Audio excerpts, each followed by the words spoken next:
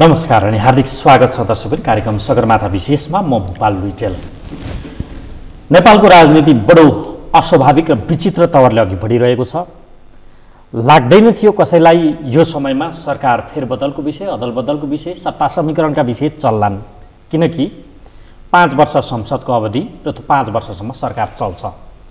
तर सरकारको आयु भरे भोलि या पर्सि यो अवस्थाबाट गुज्रिरहेको छ। गाउँघरमा भनाइ छ साँझ बिहान सरकार ढल्ने साँझ बिहान जस्तो यसरी अर्थाइरहेको परिस्थिति छ। यो परिस्थितिको मूल जड कता कता अस्थिरताको कारण देखाइएको छ र आफ्नो कुर्सी सुरक्षित गर्न अस्थिरताको नारा जपियो भन्ने छ। प्रधानमन्त्रीका तवरबाट पद लोलुपता पदका आकांक्षीहरूले यो सब सखा पार्न खोजे भन्ने त्यो पनि आरोप छ।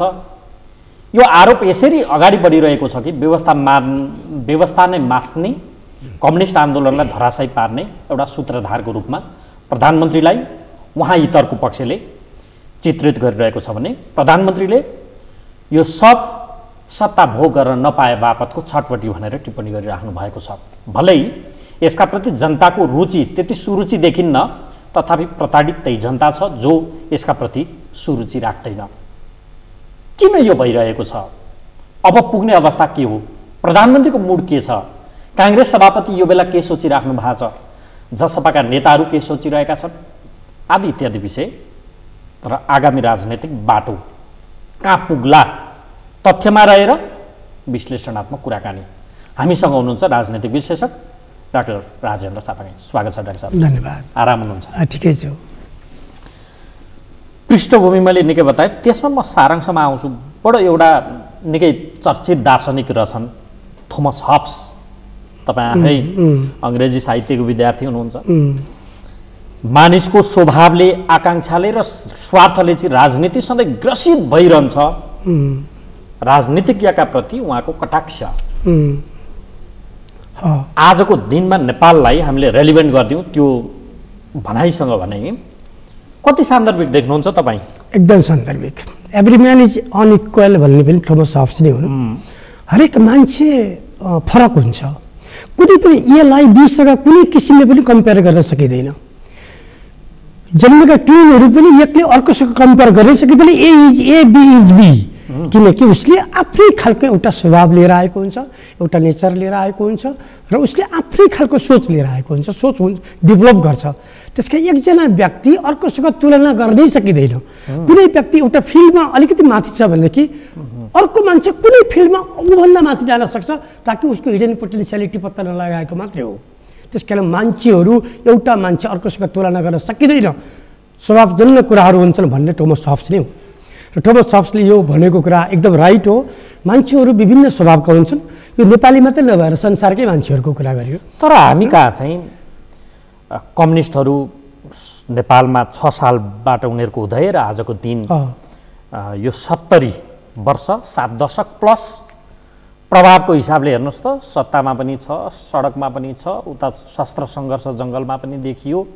प्रभावको हिसाबले त सबैभन्दा बढ्ता प्रभाव र जनमत रुझानको हिसाबले पनि सबैभन्दा बढ्ता जनताले अभिमत दिएको हिसाबले 7 दशकमा सबैभन्दा बढ्ता यिनीहरू प्रभावको अवस्थामा पनि पुगे।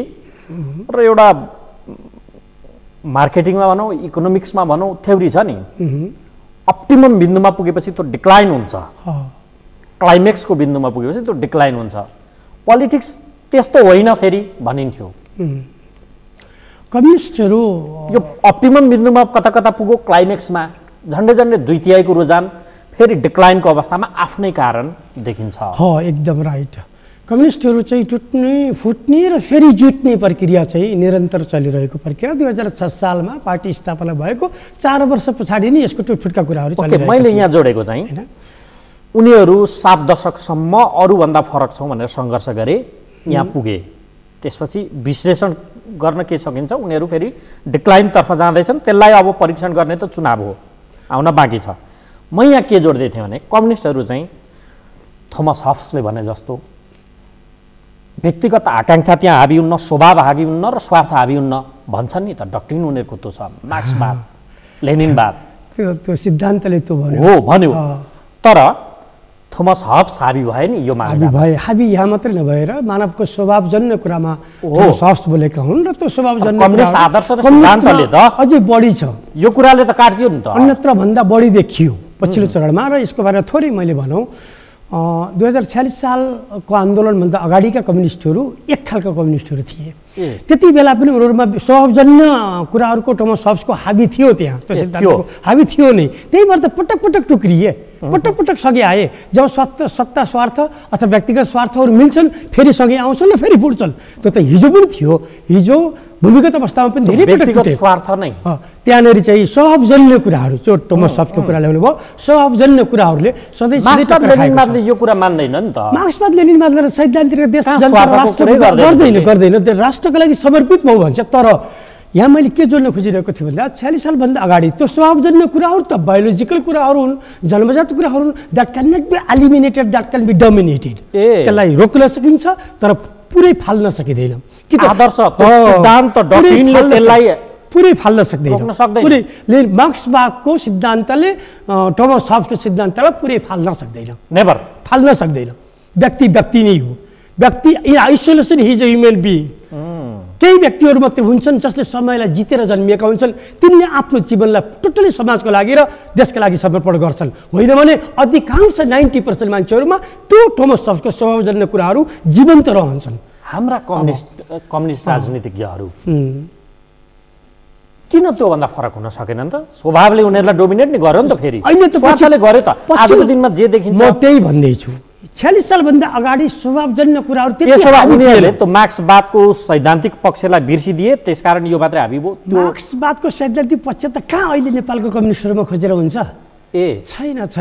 त मार्क्सवादको त जलप हो।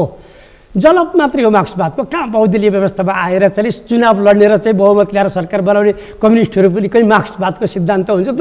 जलप मात्रै हो नि मार्क्सवादको त। भेनेजुएला पनि भनेको छ त, त्यहाँ पनि त निर्वाचित कम्युनिस्ट हुन् त। हो भेनेजुएला पनि त्यही हो। त्यही हो भनेपछि यो त्यसकारण निर्वाचन स्वीकार्नु नै हो। त्यो एउटा एक खाले लचकपन र समय परिस्थितिसँग सम्झौता गर्दै अगाडि बढेको बहुदलीय जनवादलाई स्वीकार गरेर आउनु, संसदमा बस्नु, प्रतिस्पर्धामा जानु र आउनु भनेको चाहिँ त्यो मार्क्सवादी सिद्धान्तको एक्युरेट त होइन। त्यो होइन। त्यो चाहिँ अब सत्तामा जाने हो र त्यसमा गएर कति सकिन्छ समाजवादी कामहरू गर्ने हो, जनताको लागि काम गर्ने हो, निमुखाको लागि काम गर्ने हो, सरबाराको लागि काम गर्ने हो भन्ने एउटा उद्देश्य, पवित्र उद्देश्य त्यो मात्रै हो। त्यो चाहिँ संसदीय व्यवस्थामा आइसकेको छ। मार्क्सवाद नबोक्ने वा त्यो सिद्धान्तमा नरहेको पार्टीलाई कम्युनिस्ट पार्टी भन्न पाइन्छ कि पाइन्न? नाम त राख्न पाइयो नि। नाम त एबिसिडी राखे जस्तै कुनै पार्टीको नाममा एउटा कम्युनिजम झुडाइदिँदाखेरि कम्युनिजम क्याची शब्द छ कि यो सरबारहरूको लागि र निमुखाहरूको लागि, गरिबहरूको लागि यो शब्द क्याची छ। क्याची शब्द छ यो। व्यवहार त कम्युनिजम छैन। व्यवहार त कहाँ कम्युनिजम छ? नाम मात्र हो। अहिले नामको कम्युनिस्ट पार्टीहरू छ। त्यसो भने डाक्टर साहब जस्तो हो प्रधानमन्त्रीलाई पछिल्ला राजनीतिक घटनाक्रम एकपटक सर र फ्ल्यासब्याकमा जाउँ। धेरै त्यसमा व्याख्या गर्न थाल्यो भने जनतालाई इरिटेट हुन्छ। यो धेरै भइसक्यो। पुस 5 को त प्रतिनिधि सभा विघटन, त्यस पछाडिका 2 महिनाका करिब आन्दोलन, फागुन 11 मा पुनर्स्थापना, फेरि 23 मा त्यो ऋषि कटेल तथाकथित नेकपा भन्नु पर्यो आजको दिनमा त। अब त्यो साविक नेकपा जसलाई वैधतै मानिएन, एकीकरणै भएको थिएन भनियो। त्यो फुट र आजको दिनसम्म सत्तामा रहने बाटो सहज नबनिदिए बापत प्रधानमन्त्रीलाई के भनिरहेको छ? उनीहरूको पक्षले समकालीन राजनीतिज्ञहरू भनिरहेका छन् कम्युनिस्ट आन्दोलन उहाँले ध्वस्त पार्नुभयो। यो कम्युनिस्ट नै सिद्ध्याउनतर्फ लाग्नु भएको छ, त्यसको चाहिँ उहाँ सूत्रधार हो, नाइके भन्दै हुनुहुन्छ। यसरी आरोप लगाइरहेको छ त्यो पक्षले। भनेको तपाईँ नाम मात्र राख्न पाइयो भन्दै हुनुहुन्छ, उहाँहरू कम्युनिस्ट आन्दोलन ध्वस्त पार्दै हुनुहुन्छ भन्दै हुनुहुन्छ। अलिकति तालमेल मिलेन बौद्धिक व्यक्तित्व र राजनीतिक मिलेन। कम्युनिस्टहरू ध्वस्त पार्न थालियो भन्नुको अर्थ चाहिँ कम्युनिस्ट नामको पार्टी चाहिँ ध्वस्त पार्न थालियो भनेको कम्युनिस्ट चरित्र, कम्युनिस्ट चिन्तन र कम्युनिस्ट आचरण त कहाँ छ र? अहिले धेरै धेरै हामीले चित्रबहादुर केसी या नारायण बिजुक्सीहरूमा खोज्यौँ भने पाइन्न। कोही उनीहरूमा केही अंश होला, तर त्यो चाहिँ कम्युनिस्ट आचरण चाहिँ विचलित भइसकेको छ नि। जब बहुदलीय व्यवस्थामा आएर प्रतिस्पर्धाको राजनीतिमा जब पार्टी होमियो त्यसपछि त कम्युनिस्ट आचरण त स्खलित हुँदै गइरहेका छन् नि। सत्ताका लागि कम्युनिस्ट आन्दोलनले सालदेखि नै नमान्नु पर्यो नि त कम्युनिस्ट छैन भनेर। त्यो बेला त्यति बेलादेखि संसदीय त्यो बेला उद्देश्य थियो। त्यो बेला कम्युनिस्ट चिन्तन अनुसारको एउटा सरकार, एउटा समाजवादी समाज, मार्क्सवादी समाज एउटा स्थापना गर्ने त चिन्तनले आइरहेको थियो। 40 सालभन्दा अगाडि पनि त्यसरी यो गतिशील थियो, सिद्धान्त त त्यो गतिशील थियो। जनयुद्धमा चाहिँ जब माओवादीहरू गए त्यति बेला पनि त्यही चिन्तन बोकेर गए, चिन्तन थियो कार्यकर्तामा, त्यो भनिएको थियो, त्यो चिन्तन बोकेर गयो। सर्वहाराको अधिनायकत्वमा राज्य व्यवस्था, शासन व्यवस्था कायम हुनेछ भनेर लिएको थियो। कि आज सर्वहाराको अधिनायकत्वमा भएको छ त यहाँ सर्वहाराको अधिनायकत्वमा अहिले आएर तपाईँ भन्नुहुन्छ समानुपातिकमा के हामीले चाहिँ एउटा गतिल नेताका श्रीमती मात्रै समानुपातिकमा महिला कोटाबाट आएका छन्, एउटा सर्वहारा वर्गका आएका छन्। व्यवहार हेरौँ न, हामीले कुनै पनि कुरामा हेरौँ त्यो त छँदै छैन। तर चिन्तन त्यो हो, त्यो चिन्तनबाट जाँदाखेरि केही हदसम्म पुँजीवादी पार्टीहरूले भन्दा यी कम्युनिस्ट पार्टीहरूले समाजवादी कार्यक्रम, नीति कार्यक्रम ल्याएर अलिकति समाजवादी कार्यक्रम ल्याउलान् भन्ने आशा मात्रै गरिएको, त्यो आशा पनि अब आएर चाहिँ त्यो आशा पनि स्खलित भएको जस्तो देखिन्छ।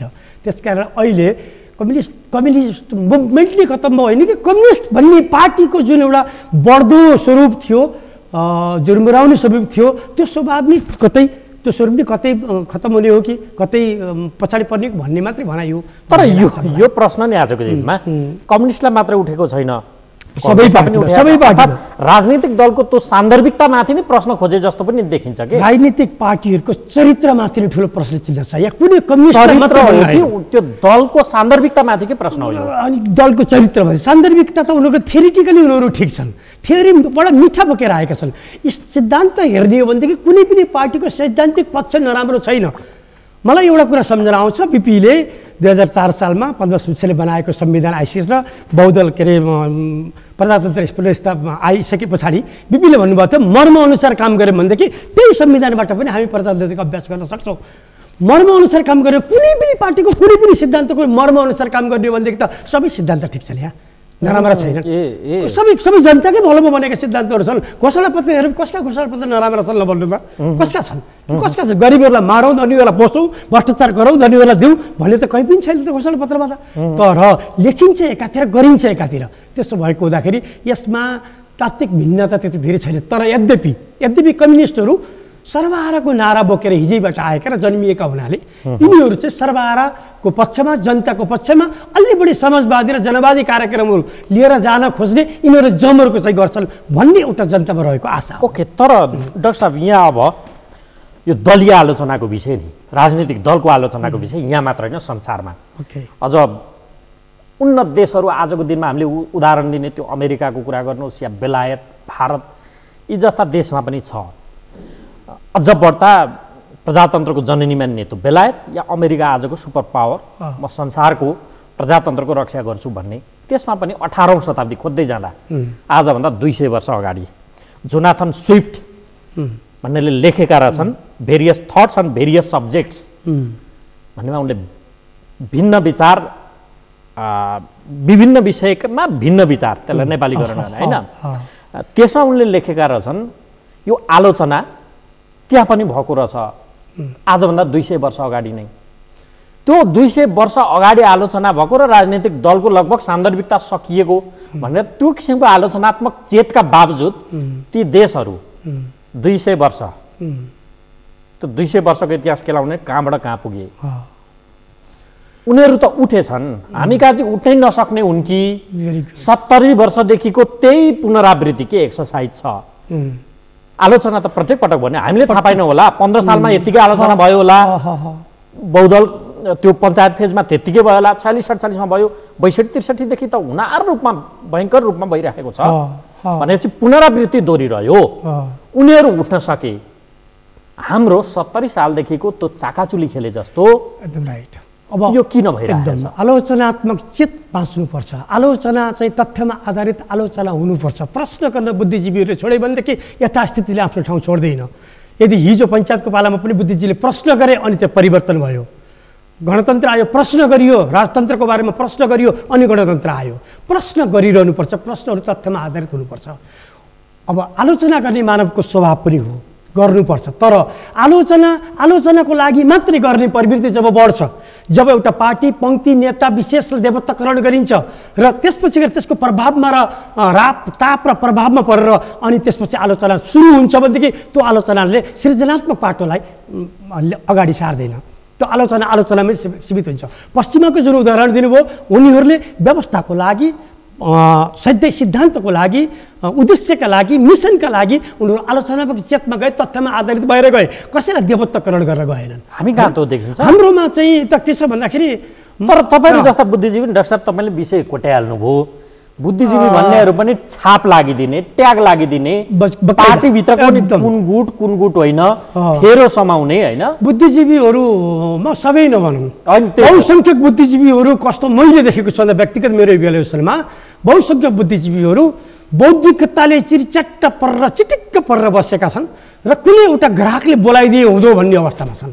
है त्यस्तो छन् मजाले म चिरिचुट्ट छु है, चिरिचुट्ट छु यो शब्द भन्नु हुने किनभने म भन्न अल्मलिएको छु, बौद्धिक डट भन्छु मैले। चिरिचट्ट परेर आफूलाई धेरै मेकअप गरेर धेरै किसिमले चिरिचट्ट परेर बसेका छन्, उनीहरू ग्राहकको प्रतीक्षामा छन्। त्यो ग्राहक अलि पावरफुल शीर्षस्थ नेता होस्, त्यो नेताले मलाई प्रयोग गरिदियोस्, मलाई उसले काम गराइदियो हुन्थ्यो नि, म उसको बारेमा बोलिदिन्थेँ नि भनेर पर्खिएर बसेका बुद्धिजीवीहरू धेरै छन्। साँच्चा बुद्धिजीवीहरू यहाँ धेरै कम छन्, जोसँग वास्तविक आलोचनात्मक चेतले काम गर्छ, जो बुद्धिजीवी प्रश्न चिन्ह खडा गर्न सक्छ तथ्यमा आधारित भएर, ती बुद्धिजीवीहरू धेरै कम छन्। बुद्धिजीवीहरूको लोगो र ट्याग लागेका छन्। यो बौद्धिकता पनि केमा लगाउने हो, केलाई लगाउने? पिएचडी गरेकालाई बौद्धिक भन्ने हो कि एमए गरेकालाई भन्ने हो कि बिए गरेकालाई भन्ने हो कि कसलाई भन्ने हो? बौद्धिक भनेको बौद्धिकता भनेको कुनै सर्टिफिकेटसम्म मापन हुने चिज होइन। बौद्धिकता भनेको चेतनाको स्तर हो, बौद्धिकता भनेको सेल्फ रियलाइजेसन हो, बौद्धिकता भनेको सेल्फ नलेज हो, स्टोर अफ नलेज हो, त्यो हो बौद्धिकता। तर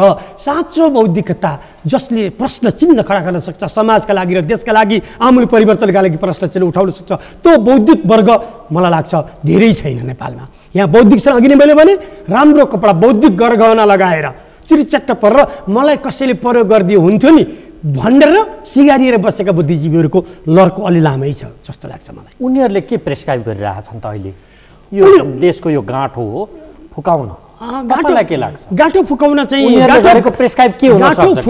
गाँठो फुकाउने तर्क भन्दा नि गाँठोलाई गिजोल्ने तर्कहरू धेरै आएको छ। कसाउने उनीहरू गर्छ, गाँठोलाई गिजोल्ने तर्कहरू बढी आएको छ। ओके, त्यसो भए डाक्टर साहब अब तपाईँलाई तीभन्दा अलिक फरक राखेर मेरो तपाईँलाई प्रश्न छ। मूल रूपमा नेपालको अहिलेको समस्या अबको हल भन्दा अर्ली इलेक्सन या नयाँ सरकार, यसैमा यही पेरिफेरीमा घुमेको देखिन्छ। सही कुरा, सही। प्रधानमन्त्री के भनिराख्नु भएको छ भन्दाखेरि यस चुनावले चाहिँ राजनीतिक रूपमा त्यो जनताको चेत पनि भर्छ, खुलाइदिन्छ, उहाँको आशय है, मैले आशयकरण गरेको है, सिद्धान्त त हो। चुनावले चाहिँ मानिसको त्यो राजनीतिक चेतनाको विकास गर्छ र अहिलेको भन्दा फरक जनमत आउन सक्छ, रुझान आउन सक्छ। त्यसले यो अहिलेको जस्तो अन्ठसन्ठमा फसिन्न, किनकि यो अहिलेको जसले यो स्वार्थका लागि जे काम गरिरहेछन् ती खेलाडीलाई जनताले चिन्छ, किनकि जनताको चेतनाको त्यो ढोका त खुल्छ नि त अब चुनावमा। त्यसकारण यो स्वार्थका खेलाडीलाई पाखा लगाइदिन्छन्। म त ठिक हो नि त, अथवा म जस्तो अरूलाई जनताले फेरि मत दिएर पठाउँछ, त्यस पछाडि त यो खेलै खत्तम हुन्छ नि। त्यसकारण ती जाउँ, उहाँको तर्क त्यो देखिन्छ। अर्को पक्ष के भन्छ, खबरदार अब भाँति पुर्याएर पनि रित पुर्याएर पनि तिमी चुनावमा जान पाउँदैनौ है, जबरजस्ती कसरी हुन्छ यसलाई नै बनाऊ, यो प्रक्रिया पुर्याउँ, कमसेकम कार्यकाल चाहिँ पुरा गर्न दिउँ न यसको। अर्कोको त्यो तर्क छ, एउटा खेमाको भनौँ न। कुन तर्क हाबी छ जबरजस्त रूपमा? यहाँ कुन ठिक हो तपाईँका विचारमा? कतातिर दोहोरिँदा ठिक देख्नुहुन्छ? अब ल यो दुईटा तर्कमा मेरो अध्ययनमा, मेरो हेराइमा कि निर्वाचन कि वैकल्पिक सरकार अहिले अल्मलिएको छ, यहाँले पहिले भनिसक्नुभयो। तर समग्रमा चाहिँ मुलुकका राजनीतिक दलहरू बोल्नु बाहिर जेसुकै यिनको हिडन मोटिभ भनेको करिब करिब निर्वाचन मुडमा यिनीहरू गएको जस्तो मलाई लाग्छ। सबै पार्टीहरू फेरि सबै पार्टीहरू शेरबहादुर देवाको करिब करिब मात्रै हो। शेरबहादुरको त प्रश्नै हो, यो हिजै हो, आज मात्रै होइन, हिजै हो। शेरबहादुरको यस अर्थमा हो कि शेरबहादुर राम्रो कुशल खेलाडी पनि लाग्यो मलाई पछिल्लो चरणमा। पहिला ज्योतिषीका कुरा गर्थ्यो, अहिले चाहिँ ज्योतिषीका कुरा गर्न छोड्नु भएको छ र एउटा पार्टीको आफ्नो पार्टीको लागि उनी राम्रो खेलाडी पनि हुन्। शेरबहादुरले संसद भङ्ग पहिला भइसकेपछि सबैले यो अवैधानिक हो, यो प्रतिगामी कदम हो भनिरहँदा पनि शेरबहादुरले त्यति बेला चाहिँ यो अवैधानिक त हो, तर पनि उनको चाहिँ त्यो बोली प्रष्ट आएको थिएन। अहिले पनि मिटिङहरू अस्ति 20 गते कि कहिले मिटिङ राख्नु भएको छ होला 21 गते त्यो पनि उहाँको मैले बुझेको यो झारा टराई हो ओके है। रामचन्द्र पौडेल त्यहाँभित्र पनि दुईवटा गुट छ। रामचन्द्र पौडेल निर्वाचनमा जानुहुन्न र बैकुले सरकार बनाउनु पर्छ भन्ने मुडमा हुनुहुन्छ भने अब त्यहाँको बलियो भनेको अहिलेको अवस्थामा चाहिँ शेरबहादुर देउवाले हुनुहुन्छ एज अ प्रेसिडेन्ट। उहाँ चाहिँ निर्वाचनमा जाने मुडमा हुनुहुन्छ।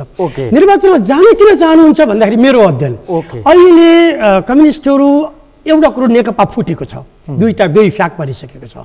अब यिनको बिचमा गठबन्धन तत्कालै हुनेवाला छैन। त्योभित्र पनि रहेको एउटा फ्याक्टर फेरि एमाले भन्ने जुन बलियो पार्टी थियो पहिलेबाट त्योभित्र पनि फेरि अर्को फ्याक्सन आइरहेको छ। यिनीहरू आफै चाहिँ कपडा खोलेर चाहिँ एकअर्कालाई सत्य सराप गर्नमा व्यस्त छन् होइन। यिनीहरूसँग अब मिलनको बिन्दु देखिने अवस्था छैन।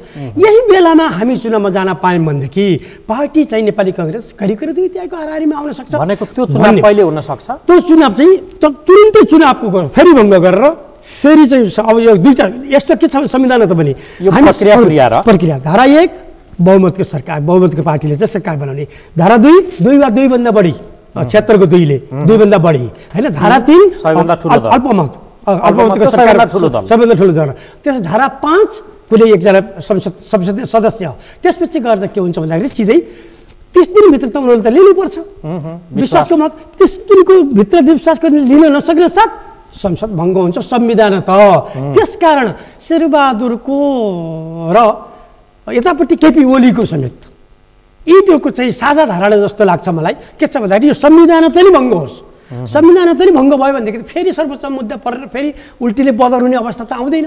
त्यसरी चाहिँ जान सक्छ। त्यसरी जाँदाखेरि नेपाली काङ्ग्रेसलाई फाइदा छ अहिले त, किनकि कम्युनिस्टहरू मिल्न र चिल्न साह्रै बिछट्टै टाँटा छन्। ओके, त्यसमा शेरबहादुर देउवाजीको मोड त देख्नु थोरै भनौँ यिनीहरू 2 वर्ष अझै बाँकी छ। अब 2 वर्षमा वैकल्पिक सरकार बनाएर लिएर जाने हो भने पनि सरकारमा गएर हामी राम्रो काम गर्न सक्छौँ भने आत्मबल काङ्ग्रेसभित्र छैन। 2 वर्ष त छ नि होइन, 2 वर्षमा हामी राम्रो काम गर्न सक्छौँ, जनताको मन जित्न सक्छौँ छैन। योभन्दा अगाडिका अब्जर्स पनि बोकिने, आफ्नो पालामा सरकारमा भएको अब्जर्सहरू पनि बोकेर मुद्दा फ्रेस एजेन्डा लिएर जनताको बिचमा जान पाइँदैन। अहिले जाउँ भन्ने शेरबहादुरको मोड। यहाँनिर प्रतिप्रश्न के भन्दा काङ्ग्रेसको महाधिवेशन भदौमा गर्नै पर्ने छ, त्यो सर्न मिल्दैन कि संविधान संशोधन गर्नु पर्यो, त्यो सार्ने हो भने त्यो महाधिवेशनबाट नयाँ नेतृत्व चयन गरेर लगत्तै चुनावमा जाँदा अन्तर्घातले काङ्ग्रेसलाई डाम्ने सम्भावना कम छ र फेरि त्यो पनि त्यत्तिकै प्रबल छ, काङ्ग्रेसभित्र पनि विश्लेषण कम होला र त्यहाँ। तर अहिलेको अवस्थामा यो त्यो अन्तर्घात भन्दा यो कम्युनिस्ट भित्रको राजनीतिक स्वार्थ लिने क्रममा चाहिँ काङ्ग्रेसहरू कहिले 3600 के भएर चुकेका होलान्, तर उनीहरू चाहिँ अलिक बलियो छन्। ओके ल, राजनीतिक स्वार्थको बारेमा त्यो शेरबहादुर देउवाजीको मोड तपाईँले बताउनु। जसपाकै प्रचण्डको भेरी गुड। प्रचण्डको मुड के होला जस्तो लाग्छ मलाई भन्दाखेरि अहिले निर्वाचनमा जान नपरोस् भन्ने पक्षमा प्रचण्ड हुनुहुन्छ। अहिले भर्खरै निर्वाचनमा जाने भने कम्युनिस्टै फुटेर लाखापाखा भएको बेला माओवादी पनि हिजोको अवस्थामा पनि एउटा एकता चुनावी एकता गरेको कारणले अलिकति केही सिटहरू बढी आएको। अहिलेको अवस्थामा उहाँकै शीर्षस्थ नेताहरू पनि केही नेताहरू ओली समर्थनमा गइसकेको अवस्था र पार्टी नै कमजोर अवस्थामा छ। अहिले नै निर्वाचनमा जानु भनेको माओवादीले चाहँदैन र समयक्रममा भोलि गएर कुनै एमालेबाट कुनै एउटा चङ्क निस्कियो भनेदेखि कतै त्योसँग पनि एकता गरेर अलि बलियो ठुलो पार्टी बनाउन सकिएला अनि जाउँला भन्ने खालको कारणले गर्दा पनि उहाँ चाहिँ सकेसम्म वैकल्पिक सरकार गठन होस्, नयाँ सरकार गठन होस् भन्नुभएको छ। जसपाको दाउ जसपा पनि चुनावको मोडमा देख्छु म त। जसपा पनि चुनाव यादव र बाबुराम भट्टराई त्यो भित्र फेरि अब त्यो भित्र बाबुराम भट्टराई उता राजेन्द्र महतो र महन्त ठाकुर हुनुहुन्छ। अब यो कङ्ग्रेससँग वार्ताको चाहिँ एउटा झारा टारिएको जस्तो लाग्छ मलाई। तर बालुवाटार भित्रको वार्ता चाहिँ अलि गहिरो हुँदै गइरहेको छ। अब अवस्था के छ भन्दाखेरि 275मा 138 चाहिने हो। 138 चाहिनेमा चाहिँ ओलीलाई अहिले चाहिने जम्मा 17 जना हो। 17 जना भनेको त्यो चाहिँ अब अहिलेको निर्णायक शक्ति भनेको जसपा हो। जसपाले एउटा निर्णायक मोडमा आएको छ। यो निर्णायक मोडलाई राम्रोसँग प्रयोग गर्न सक्यो जसपाले भने यो एकदमै क्षेत्रीय शक्तिबाट राष्ट्रिय शक्तिको रूपमा राजनीतिक शक्तिको रूपमा सम्भावना त त्यो सँगसँगै एमाले भित्र पनि त फ्लोर क्रसको सम्भावना होला फेरि। त्यो सम्भावना पनि यता जीवितै छ। भनेको त नयाँ सरकार बन्न सक्ने या यो सरकार रहन सक्ने अवस्था त कुनै हालतमा देखिन्न, कुनै न कुनै रूपमा चुनावतिरै धकेलिने देखिन्छ। तपाईँले फ्लोर क्रसको सम्भावना एमालेभित्र भए पनि त्यति मान्नु 4 जनालाई त कारबाही गरिसक्यो। त्यो 121बाट 4 त घट्यो हेर्नुहोस्। फ्लोर क्रस गरे अरू 8-10 जनाले भने त त्यो जसपाको पनि आदि फुटेर आइदियो भने न त्यसले जोगाउने होला। भनेपछि त्यहाँ पनि त अप्ठ्यारो त छ। अप्ठ्यारो छ, तर त्यो अप्ठ्यारोलाई अध्ययन गर्दाखेरि पनि अब यतापट्टिबाट फुटेर आउने सम्भावना कति रहन्छ भन्ने कुरो एउटा पाटो रह्यो। र अब यस्तो छ, के छ अर्को कुरो भन्दैछु मैले के भन्दा, जसपाले सरकार बनाउनेतिर पनि प्रयास गर्ने, यतातिर वार्ताको पनि यसो प्रयास गर्ने, त्यसै गरेर तटस्थमा जसपा रहिदियो भनेदेखि पनि फेरि निर्वाचनमा जान पर्ने जिम्मेदारी। अब यहाँ यो विषय हामीले कहाँबाट छिराएका थियौँ भने आलोचनाका बावजुद ती देशहरू त्यहाँ पुगे, हामी कहाँ चाहिँ किन हुन सकेन भन्दाखेरि तपाईँले अब के होला भन्ने सन्दर्भलाई जोड्दै जोड्दै यो विषयमा हामी पुगेका थियौँ। चुनाव मार्फत राजनीतिक चेत जनतामा भरेर मानव चुनावमा पुग्यो र राजनीतिक चेत प्रधानमन्त्रीको तर्कअनुसार फेरि जनताको राजनीतिक चेत अझ खुल्छ र यो अहिलेका स्वार्थका खेलाडीहरूलाई पाखा लगाइदिन्छन् र म जस्ता वा हामी जस्तालाई फेरि जिताएर पठाउँछन् भन्ने उहाँको विश्वास छ नि, जुन त्यो कति निकटको वा कति त्यो जनमतले अनुमोदन गर्ने किसिमको विश्वास हो? हुन त देशमा एउटा ठुलो जनसमुदाय छ जसले राजनीतिमा त्यति चासो राख्दैन र यहाँ कुनै सरकार परिवर्तन हुनु, कोही प्रधानमन्त्री हुनु, अर्को पार्टी हुनु, यो पार्टी हुनुले खासै तिनको दैनिकीमा असर गर्दैन। त्यो पनि एउटा जमात चाहिँ नभएको होइन। तर पनि तिनीहरू चुनावमा फेरि प्रभावित हुन्छन् त्यही जमातले, जसलाई जुनसुकै सरकार आए पनि चुनावमा असर गर्दैन, तर त्यही जमातलाई फेरि चुनावको बेला सक्रिय गराइन्छ। विभिन्न खालका आश्वासन, विभिन्न खालका सपना बाँडेर सक्रिय गराइन्छ। सक्रिय गराउँदा पनि नेपाली जनताले पटक चाहिँ यिनलाई टेस्ट गरे। 51मा गिरिजाप्रसादले बहुमत ल्याउँछु, शक्ति थियो, सत्ता थियो, आफै चुनाव गराउँछु र फेरि आफ्नो 2/3 ल्याउँछु भन्ने जमर्को चाहिँ गिरिजाले पनि गर्नुभएको। त्यो बेला पनि नेपाली जनताले धुलो चटाइदिए। आखिरमा चाहिँ एमाले भन्ने ठुलो पार्टी भएर आएको थियो। 64मा चाहिँ माओवादीलाई पनि जनताले आशा गरे। एउटा त माओवादीसँग युद्धको दगदङ्गै थियो, जनतामा थोरै केही त्रास पनि थियो, अनिखेरि जनतामा एउटा आशा पनि थियो, किनकि उनीहरूका चाहिँ क्रान्तिकारी नाराहरू थिए, एजेन्डाहरू क्रान्तिकारी बोकेर आएका थिए, केही गर्लान् भनेर आएका थिए, जनताले मत दिए तर गरेनन्। त्यसपछि गएर चाहिँ फेरि 70को चुनावमा पनि हामीले देखिहाल्यौँ माओवादी कुन अवस्थामा पुग्यो भनेर। नेपाली जनताले पटक सबक सिकाएका छन्। अहिले पनि जसले जे सोचिरहेका छन् त्योभन्दा फरक किसिमको चाहिँ मत परिणाम आउन सक्छ। जनताले अर्को चाहिँ झपट हान्न सक्छ। त्यो भनेको केपी शर्मा ओली प्रधानमन्त्री सोचेभन्दा फरक आउन सक्छ। तपाईँको विचारमा चाहिँ अब वैकल्पिक सरकार बन्ने सम्भावना कठोर या कठिन देखिन्छ चुनाव नै? मैले धेरै जिरो सम्भावना देख्छु। यो छैन। अब यहाँ के छ भन्दाखेरि प्रधानमन्त्री ओलीले चाहिँ राजीनामा समर्थन फिर्ता लिए। यहाँ त अचम्मको कुरा, समर्थन फिर्ता पनि विश्वासको मत फिर्ता पनि लिएको छैन भने बहुमतको सरकार त अहिले त छँदै छ नि। यतातिर विश्वासको मत लिएर अर्कोतिर वैकल्पिक सरकार गठन हुन सकेको छैन। माओवादीमाथि पनि एउटा नैतिक दबाब त छ नि। त अब यो बेला चाहिँ प्रधानमन्त्रीले के भन्नुभएको छ भन्दा विश्वासको मत फिर्ता लियो, म राजीनामा दिन्छु भन्नुभएको छ। अपाउनु यो राजीनामा के दिनुहुन्छ त? विश्वासको मत फिर्ता लिँदा बित्तिकै लिनुहुन्छ? दिनुहुन्न। फेरि उहाँले पनि विश्वासको मत फिर्ता लिनको लागि दबाब दिनुभएको छ। विश्वासको मत फिर्ता लिने बित्तिकै राजनीतिक भ्याकुम सुरु हुन्छ, अल्पमतको चाहिँ सरकार बन्छ, त्यसपछि संविधान त चुनावमा जान्छ भने प्रधानमन्त्रीको त्यो हिडन मोटिभ त हो। ओके, अब डाक्टर साहब समाधान चाहिँ चुनाव नै हो त? समाधान चुनाव नै हो। हवस् डाक्टर साहब, यो महत्त्वपूर्ण समय र संवादका लागि तपाईँलाई धन्यवाद। हस्, यहाँलाई पनि धन्यवाद। आदरणीय दर्शकहरू, कार्यक्रमको निर्धारित समय सकियो। राजनीतिक विश्लेषक डाक्टर राजेन्द्र चापागाईसँग समसामयिक राजनीतिक विषयलाई सैद्धान्तिक कसीमा जोडेर विश्लेषणको प्रयत्न गऱ्यौँ। अर्को अङ्कमा फेरि तपाईँ हाम्रो भेट हुने नै छ। हामीलाई आजलाई बिदा दिनुहोस्। नमस्कार।